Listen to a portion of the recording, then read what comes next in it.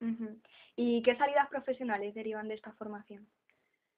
Hombre, ahora mismo, si entendemos la traducción a los servicios públicos y en servicios públicos, tal como está ya más o menos estructurando, estamos hablando del ámbito sanitario, del ámbito jurídico, el ámbito administrativo, el ámbito educativo. Creo que hay muchos campos en los que se puede trabajar y hay salidas siempre y cuando efectivamente se comprometan, digamos, los diferentes elementos que realmente necesitan estas profesiones, se comprometan a crear o a mantener este tipo de trabajo, ¿no?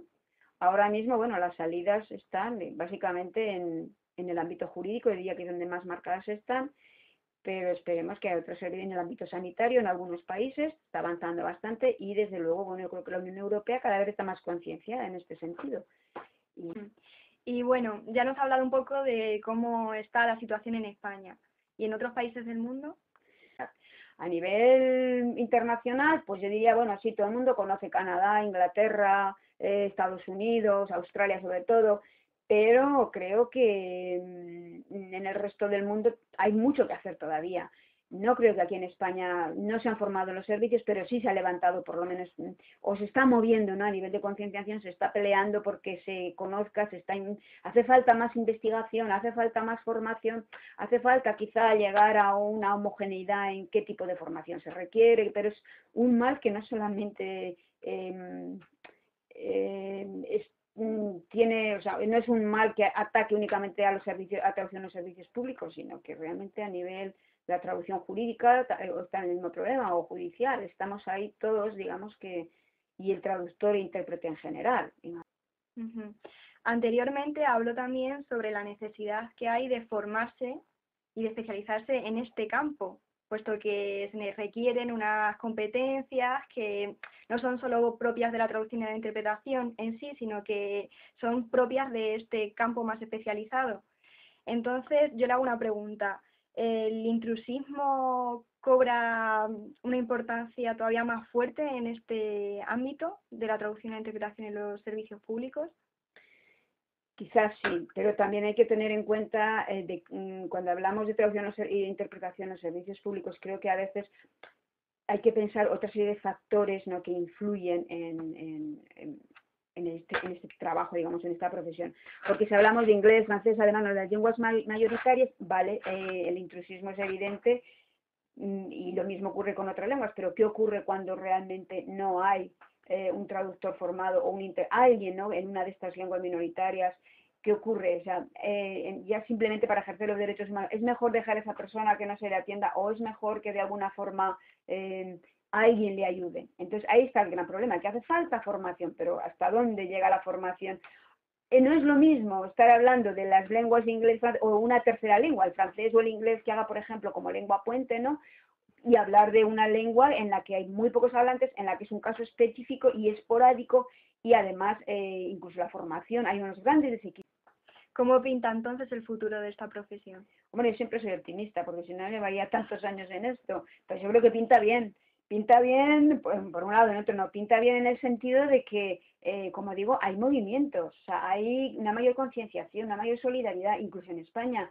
Ya, bueno, puede que no haya servicios de traducción e interpretación como queremos, pero ya pocos niegan la existencia de que tienen problemas para comunicarse a veces en los servicios públicos, cosa que hace, yo diría, menos de 5 años nos decían, no, no, no, si nos entendemos. Bueno, sí, sí, se siguen entendiendo, pero yo creo que hay una mayor, se va avanzando, se va avanzando. Entonces, lo mismo que ya en los servicios públicos ya, bueno, sabemos que hay personas que hablan otras lenguas, estamos acostumbrados a ver por la calle a personas que hablan otras lenguas ya, o sea, ya no es la novedad, ya están aquí, ¿ah?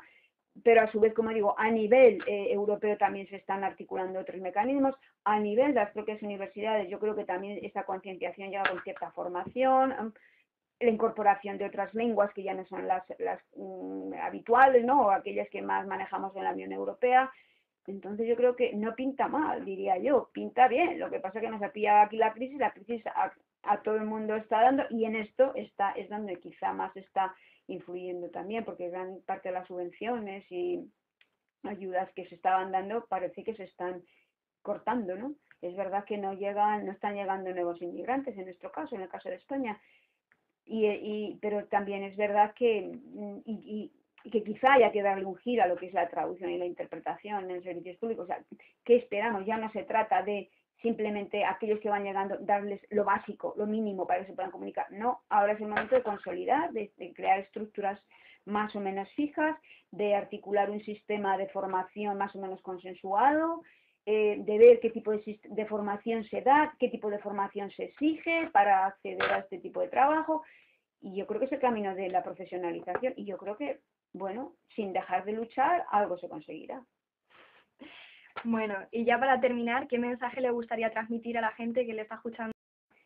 Que es una disciplina, que la traducción e interpretación en los servicios públicos es una disciplina más dentro de la gran área, podemos llamar estudios de traducción e interpretación, que es una especialización, lo mismo que podemos hablar de traducción técnico-científica, traducción jurídica o interpretación de conferencias. Creo que hay que reivindicar un papel, ¿no?, específico para la traducción e interpretación en los servicios públicos, luchar fuera, pero también dentro de nuestro propio campo de los estudios de traducción para que tenga ese reconocimiento y entre a formar parte de planes de estudio de las universidades o cursos específicos de formación continua, o hacerlo llegar más allá de un grupo de personas que investigan, trabajan, pero que de momento pues es quizá minoritario, a pesar de que trabaja con muchas lenguas o está dentro de su ámbito, digamos, ¿no?, que son totalmente desconocidas para otros ámbitos con los cuales no se trabajan dentro de los propios dentro del propio campo de los estudios de traducción. O sea, creo que, y en la sociedad, si es multicultural y multilingüe, como es así, y se habla de que la lengua de Europa es la traducción de cualquier lengua. Y en este caso creo que empecemos por los servicios públicos, empecemos por lo básico, empecemos por toda esta población que hay, cantidad de lenguas, centenares de lenguas que se pueden hablar dentro de Europa, de estos 27 países que la conforman, cada país tiene sus propias lenguas, pero además hay otras lenguas, ¿no?, digamos, de todo del globo, ¿no?, terráqueo, ¿no? Y entonces creo que la traducción e interpretación en los servicios públicos es una especialización como tal y la mejor preparada, o ahora mismo si no preparada, en disposición de acometer los grandes retos que nos está marcando este nuevo ámbito, bueno, esta nueva época que es el siglo XXI en el que estamos, ya empezado con una crisis y continuaremos saliendo de ella, y espero que al salir de ella, precisamente esto de la traducción en servicios públicos salga muy reforzado. Es la esperanza, por eso creo que la ilusión está ahí, la vocación, y yo animo a aquellas personas que conocen lenguas, que realmente o tienen un cierto... cierta vocación, o cierto, les encantan las culturas, les encanta viajar, les encanta estar en contacto y constantemente manejar o relacionarse con aspectos distintos de lo desconocido. Creo que es el campo ideal, porque de hecho todo el mundo conoce una o dos más lenguas, pues es el momento realmente de ponerlas a funcionar y profesionalizarlas y hacer un uso profesional de esas lenguas.